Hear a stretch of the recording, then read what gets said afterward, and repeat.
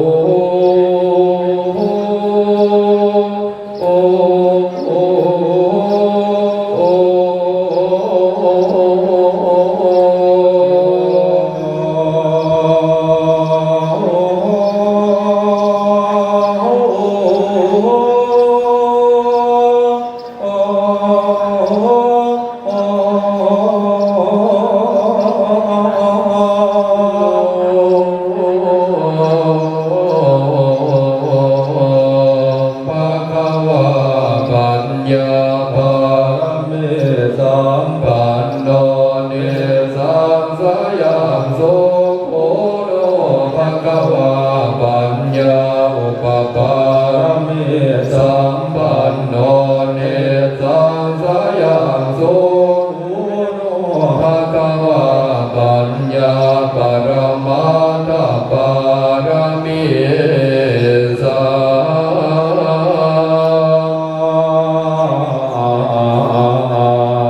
โน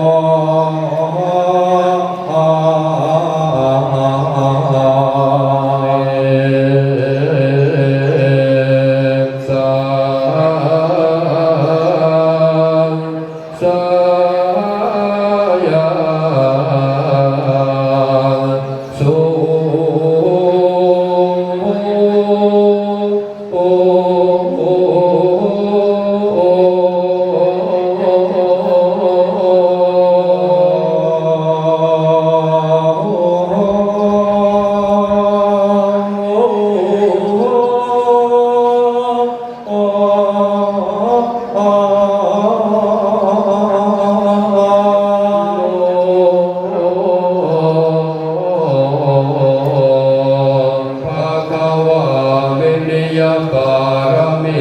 สัมปันโนเนสังสยังโสอุโนภะคะวะวิริยะอุปการมิสัมปันโนเนสังสยังโสอุโนภะคะวะวิริยะปรมาตปา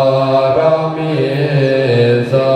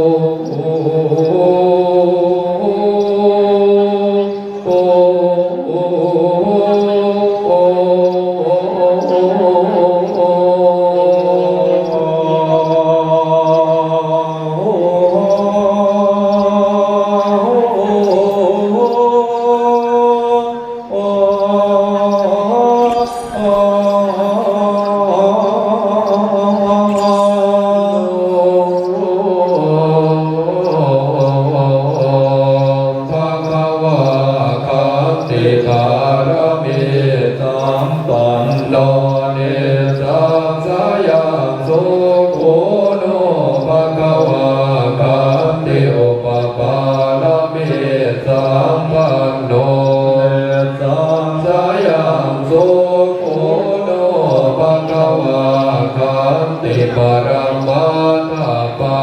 รมิสั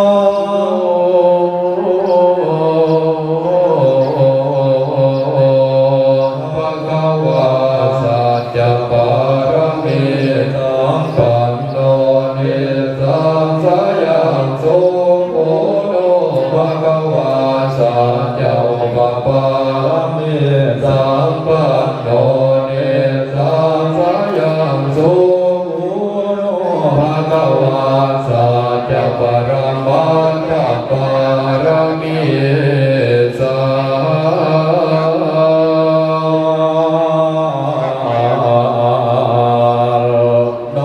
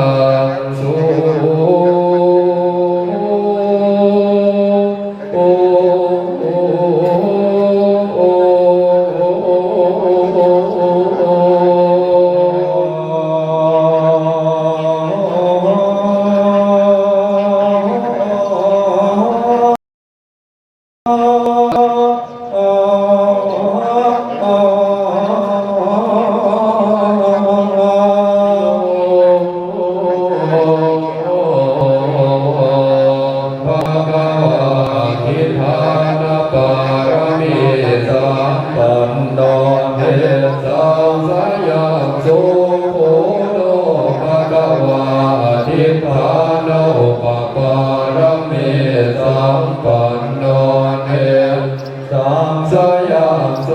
โภโนภะคะวาทิฏฐานปรมาทัปปะละมิสา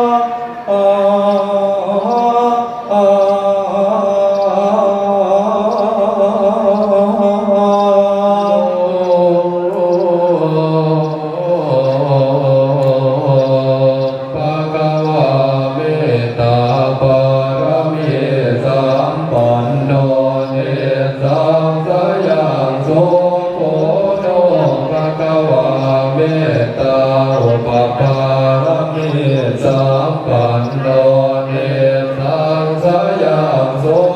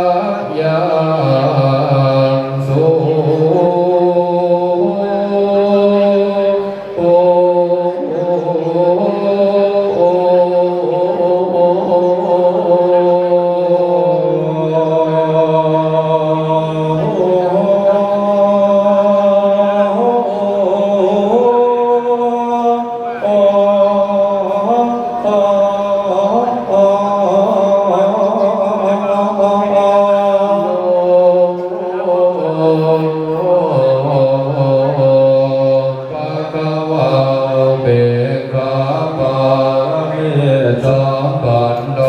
เนสังสยังโสโภโนภะคะวาเมตตาป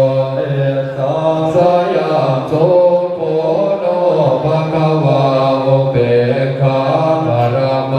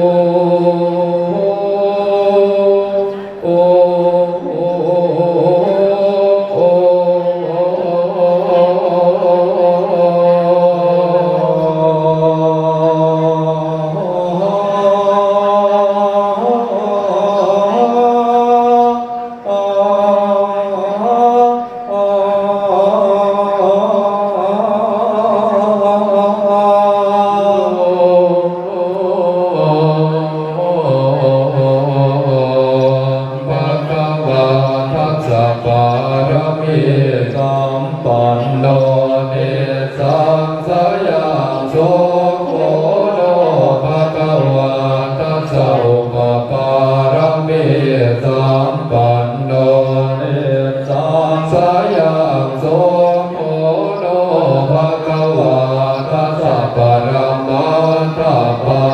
รมิ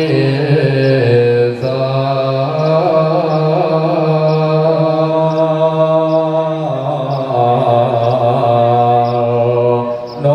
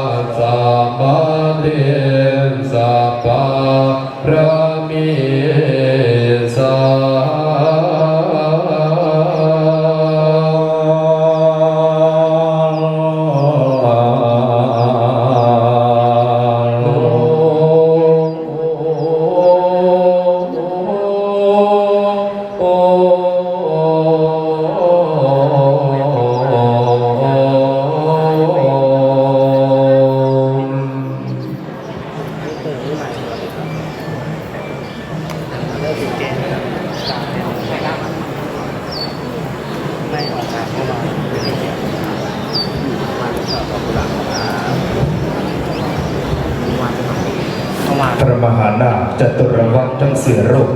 ได้สวดสาธยายพระคาถามหาพุทธาพิเศษกประกอบพิธีสมโภชเหรียญรุ่นหนุนดวงหลวงปู่ศิราเสริจันโนเป็นที่เรียบร้อยดีแล้วนั้นได้นำคณะศิษยานุศิษย์ขอกราบอาราธนาท่านพระครูวิกรมประชานกุลสาธุไว้พ่อให้ดวงศิษย์ผู้คนไม่เหรียญหนุนดวงนะครับหลวงปู่ครับอยากได้ท่องหายได้ท่องเด้อสาธุอยากได้เงินหายได้เงินสาธุผู้อยากขายทีก็ให้ได้ขายสาธุเดี๋ยวนี้รถหญิงกำลังอารวาสครับผู้อยากได้รถไฟฟ้าก็ซื้อเอาเด้อสาธุเล่ารับรถหญิงว่าไหวแต่200,000คันแล้วพอนะสาธุครับ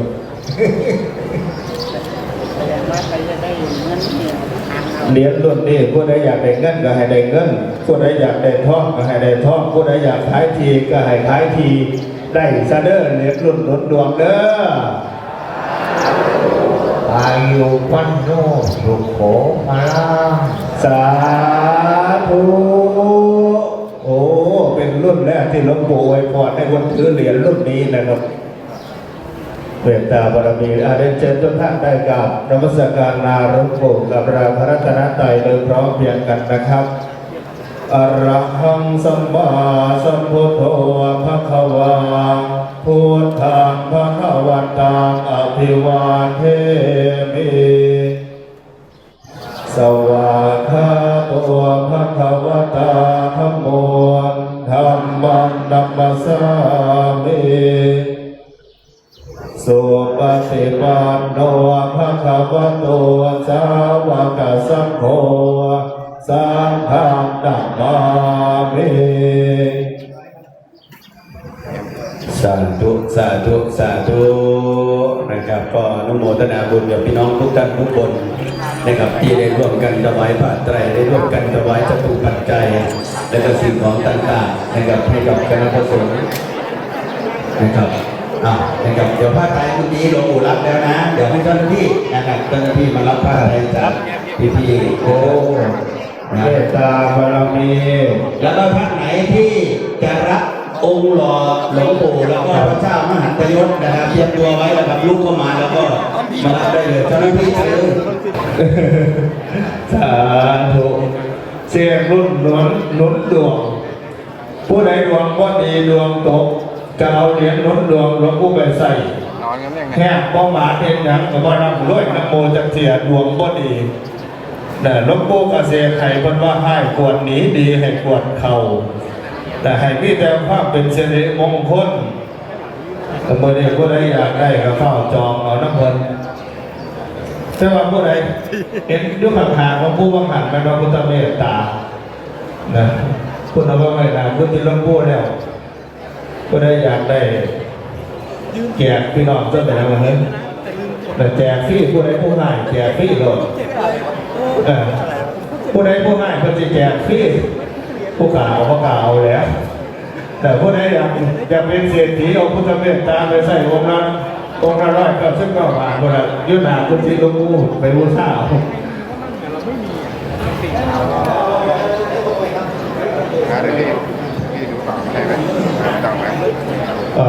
จะประกาศหนุนดวงแต่หลวงปู่เป็นเยี่ยมไปว่ามันน้อยตอนแรก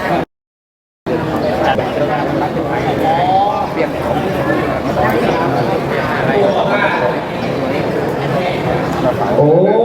เหรียญหนุนดวงหลวงปู่ศิราสิริจันโทรุ่นนี้เนื้อทองค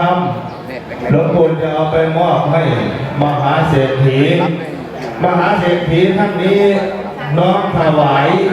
ที่ดินในการสร้างวัดในเขตกรุงเทพจำนวน5 ไร่มูลค่าประมาณ200 ล้านบาทครับเขาก็เลยลดให้บอกว่าไม่เอาโยนน้ำเขาทำมาแบบนั้นแบบหลังร้อยเลยหลวงปู่ว่ากล่าวคำถวาย ผ้าไตรจีวรเด้อการทั้งหลายตั้งจิตตั้งใจเก่าคำถวายผ้าไตรจีวรตั้งโมพร้อมกันนะโมตัสสะภะคะวะโตอะระหะโตสัมมาสัมพุทธัสสะนะโมตัสสะภะคะวะโตอะระหะโตสัมมาสัมพุทธัสสะนะโมตัสสะภะคะวะโตอะระหะโตสัมมาสัมพุทธัสสะอิมานิมะยังพันเตมานิมายังพันเตกิวรานิ ทิวรานิ สังฆทานานิ สังฆทานานิ จตุปัจจยานิ จตุปัจจยานิ ภิกขุสังคัสสะ ภิกขุสังฆสสะ โอโนชยามะ โอโนชยามะ สาธุโนพันเต สาธุพันเต ภิกขุสังโฆ ภิกขุสังโฆ อิมานิ อิมานิ ติเกวรานิ ติกิวรานิ สังฆทานานิ สังฆทานานิ จตุปัจจยานิ จตุปัจจยานิ ปฏิคันหาโต ปฏิคันหาโต หากา อัมหากา ทีครตา ทีครตา ยา เกตายา ขายา สุขายา แด่พระสงฆ์ผู้เจริญ แต่พระสงฆ์ผู้เจริญ ข้าพระเจ้าทั้งหลา ข้าย พระเจ้าทั้งหลาย น้อมถวา ขอยน้อมถวา พระ ย ไตรจีว พ ร ระไตรจีว พร้อ ร มทั้งสังฆทา พร้อมทั้งสังฆทาน และจตุปัจจัย และจตุปัจจัย ทั้งของที่เป็นบริวาร ทั้งของที่เป็นบริวาร ทั้งหลายเหล่านี้ ทั้งหลายเหล่านี้ ของข้าพระเจ้าทั้งหลาย ของข้าพเจ้าทั้งหลา เพื่อยประโยช เพื่อ น์ ประโย และ ชน์ ความสุข และความสุ ความ ข เจริ ควา ญ มเจริ แก่ ญ ข้าพระเจ้าทั้งหลาย แก่ข้าพเจ้าทั้ง ค ห รอบ ลา ครัวย ของข้าพระเจ้าทั้งหลา ครอบ ย ครัวของข้าพเจ้าทั้งหลา ต ย ลอดสิ้นกาลและนานเธอ ตลอดสิ้นกาลและนานเถิ สา ด ธุของถวายวางได้ที่โต๊ะรับประเคนในเด้อปู่จับได้ใส่จิตรับประเคนอยู่ต่อไปทั้งหลายให้ท่านทั้งหลายตั้งจิตตั้งใจเตรียมตัวกรวดน้ำรับพรยะถาวะริวะหาปุราปาริปุเรนติสาคารังเอวะเมวะอิโตดินังเปตานังอุปกปปติอิทิตังปฏิตังตุมหังกิปะเมวะสมิจฉโตสัพเพปุเรนตุสังกปะจันโทปนะระโสยะธามณิโชติระโสยะธาสัพพิติโย เทวจันตุสัมภโลโควินาศตุมาภวะตวันตรายโยสุขีทีกายุโก ภิวัต อันนาสิสเนจังวุฒาปัจจายโนตาโรธรรมวัฏันติอายุวันโนสุขังภาลัง ขอเมตตาหลวงปู่